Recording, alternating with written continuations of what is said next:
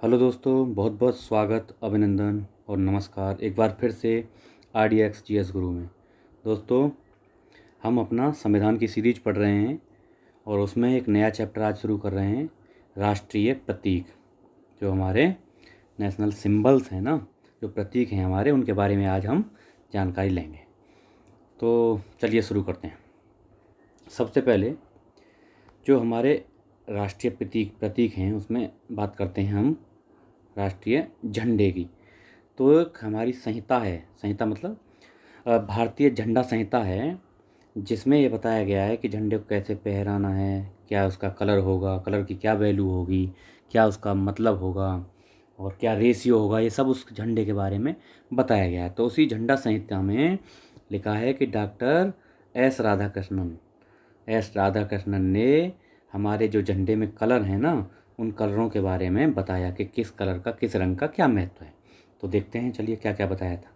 पहला कलर सबसे ऊपर देखिए, सबसे पहले 3 कलर हैं हमारे झंडे में। क्या हैं? केसरिया, सफ़ेद और हरा। केसरिया को भगवा भी बोलते हैं, आजकल बहुत छाया हुआ है भगवा। चलिए खैर, वो राजनीतिक बातें हैं, उसमें नहीं पढ़ना है। ठीक है, अगला देखते हैं। तो भगवा या केसरिया किसका प्रतीक है?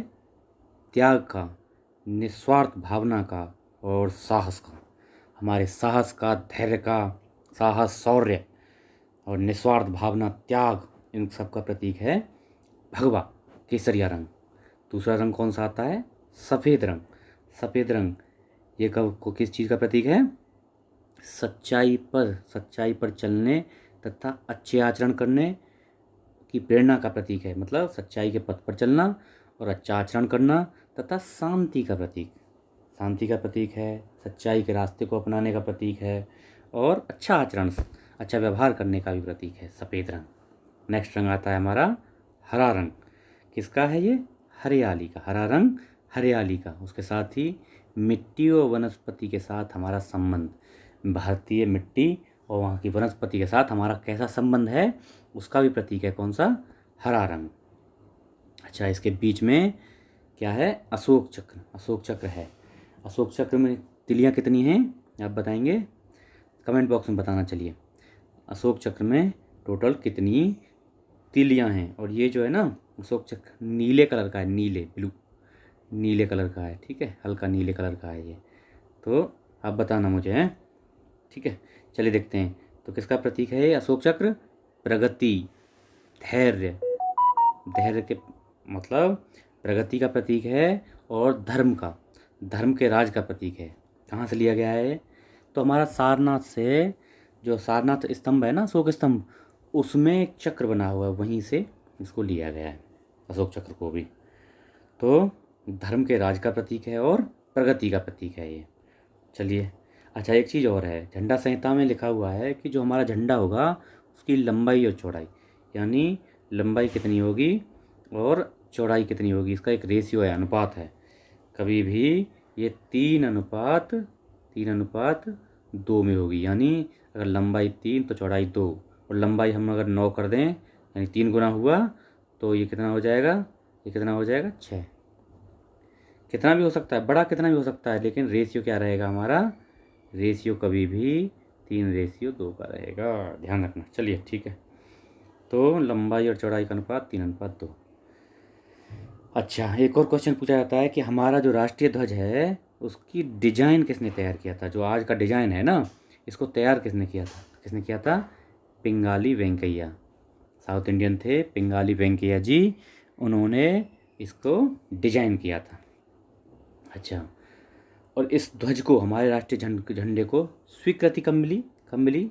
स्वीकृत कब किया गया? तो 22 जुलाई। बहुत इंपॉर्टेंट क्वेश्चन है, बार बार पूछा जाता है, बहुत बार आया है। 22 जुलाई 1947 को इसको स्वीकृति मिली। ठीक है, तो ये हो गया हमारे झंडे के बारे में। अभी नेक्स्ट देखते हैं, राष्ट्रीय भारत का राज चिन्ह। चिन्ह क्या है? अशोक स्तंभ। अशोक स्तंभ। तो अशोक स्तंभ कहाँ से लिया गया है?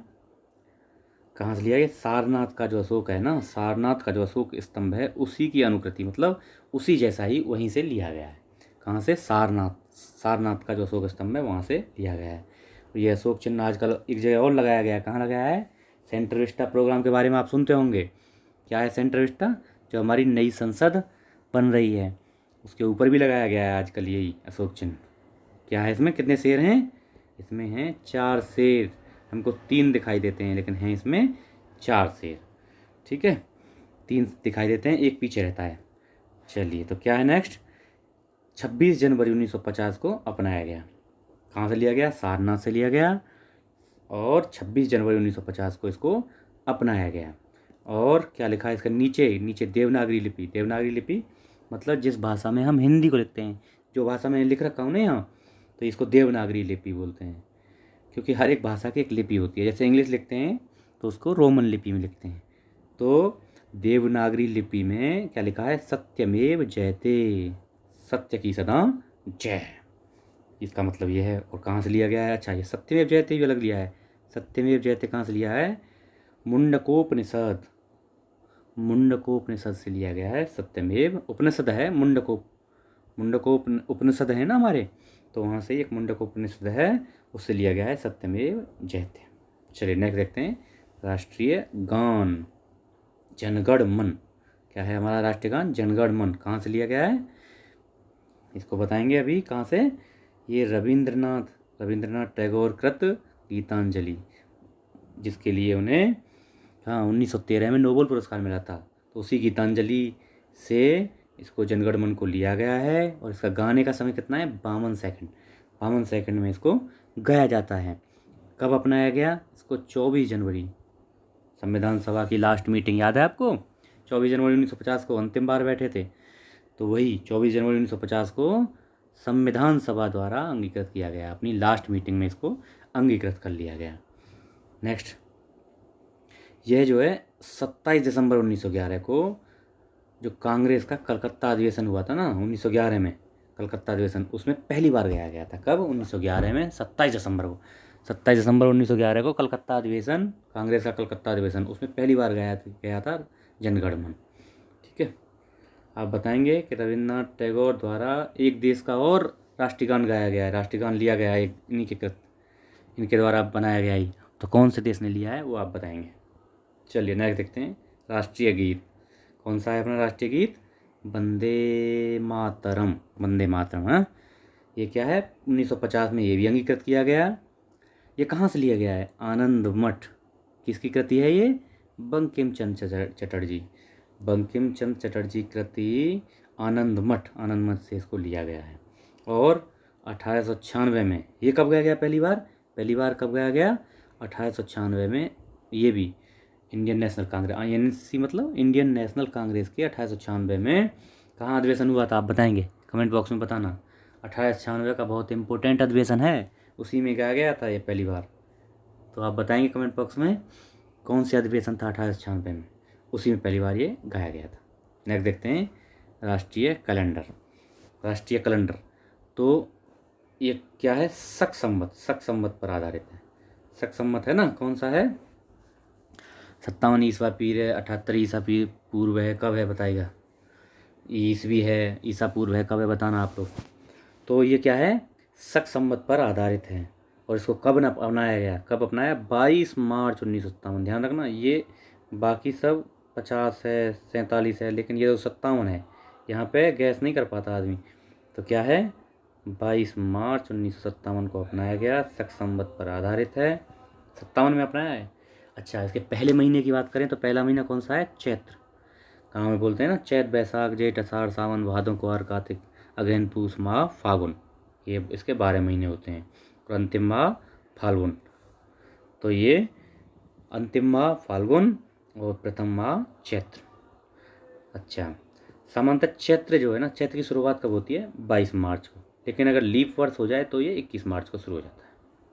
नॉर्मल ईयर है तो 22 मार्च से शुरू होगा चैत्र, यानी जो नई साल है, कौन सी? हिंदी नई साल, हिंदू नई साल जो है 22 मार्च से शुरू होगी। अगर लीप ईयर है तो 21 मार्च से शुरू होगी। ठीक है, इसे ग्रेगोरियन कैलेंडर। अब ग्रेगोरियन कैलेंडर कौन सा? जनवरी से दिसंबर, वही जनवरी फरवरी मार्च वाला, उसी के साथ अपनाया गया है। मतलब इसलिए तो बता रहा हूँ मैं कि 22 मार्च, मतलब इसको भी काउंट करते हैं, ग्रेगोरियन कैलेंडर को भी और इसको भी, हिंदू माह को भी, हिंदू ईयर को भी। तो ये दोनों के साथ अपनाया गया ग्रेगोरियन कैलेंडर, मतलब वही जनवरी टू दिसंबर वाला। चलिए, कुछ महत्वपूर्ण तथ्य देख लेते हैं, कुछ अन्य चिन्ह हैं उनको देख लेते हैं। तो राष्ट्रीय पुष्प, ये क्या है? राष्ट्रीय पुष्प है। इसको क्या बोलते हैं? कौन सा है राष्ट्रीय पुष्प? कमल। और इसका वनस्पतिक नाम भी याद रखना है। वनस्पति नाम क्या है? नेलम्बो न्यूसीफेरा, नेलम्बो न्यूसीफेरा। अगला है राष्ट्रीय फल। फल क्या है हमारा? आम। नाम क्या है इसका? Mangifera indica, Mangifera indica. राष्ट्रीय वृक्ष, वृक्ष क्या है? बरगद, बरगद। इसका वनस्पतिक नाम क्या है? Ficus, ficus benghalensis, ficus benghalensis. पशु कौन सा है हमारा राष्ट्रीय पशु? बाघ। इसका नाम क्या है? वैज्ञानिक नाम पैंथेरा टाइग्रिस, पैंथेरा टाइग्रिस। और राष्ट्रीय जलीय जीव कौन सा है? Dolphin, dolphin. ये क्या है? इसका वैज्ञानिक नाम क्या है? प्लेटा, प्लेटानिस्ता गैंगेरिका। गैंगेरिका मतलब गंगा में पाई जाती है, इसलिए गैंगेरिका। ये याद आ जाएगा, गैंगेरिका से, गंगा में पाई जाती है। पक्षी कौन सा है? मोर। और मोर का वैज्ञानिक नाम पावो क्रिस्टेसस, पावो क्रिस्टेसस। अब एक नोट करने वाली चीज़ है, 2008 में गंगा नदी को राष्ट्रीय नदी का दर्जा दिया गया। कब बनाया गया राष्ट्रीय नदी? गंगा नदी को कब बनाया गया? 2008 में। अच्छा हमारे जो है 3 राष्ट्रीय दिवस होते हैं। कौन कौन से? ऐसे दिवस तो बहुत मनाते हैं हम, लेकिन राष्ट्रीय दिवस केवल 3 ही हैं। कौन है? 15 अगस्त क्या है? स्वाधीनता दिवस। 26 जनवरी कौन सा है? गणतंत्र दिवस। और 2 अक्टूबर क्या है? हमारी गांधी जयंती। तो ये हमारे तीन क्या हैं? ये हमारे राष्ट्रीय दिवस हैं। तो दोस्तों, इस प्रकार से आज का लेक्चर समाप्त होता है। तो आप लोग बताना कमेंट बॉक्स में कैसा लगा। आशा है अच्छा लगा होगा। मैं आपको बहुत बढ़िया कंटेंट प्रोवाइड कर रहा हूँ, तो आप भी हमको सपोर्ट करिए और चैनल को आगे बढ़वाने में मेरी मदद कीजिए। शेयर करिए इसको, सब्सक्राइबर बढ़वाइए।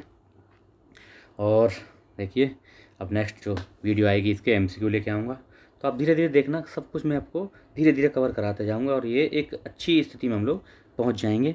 कुछ दिन बाद देखेंगे तैयारी बेहतरीन होगी और कॉन्फिडेंस के साथ आप किसी भी एग्ज़ाम में, अब देखना यहाँ तक कोई भी एग्ज़ाम अभी बैठेंगे और जहाँ तक मैं पढ़ाया हूँ किसी भी एग्ज़ाम PCS लेवल तक, आप देखना सब क्वेश्चन यहाँ से मिलेंगे।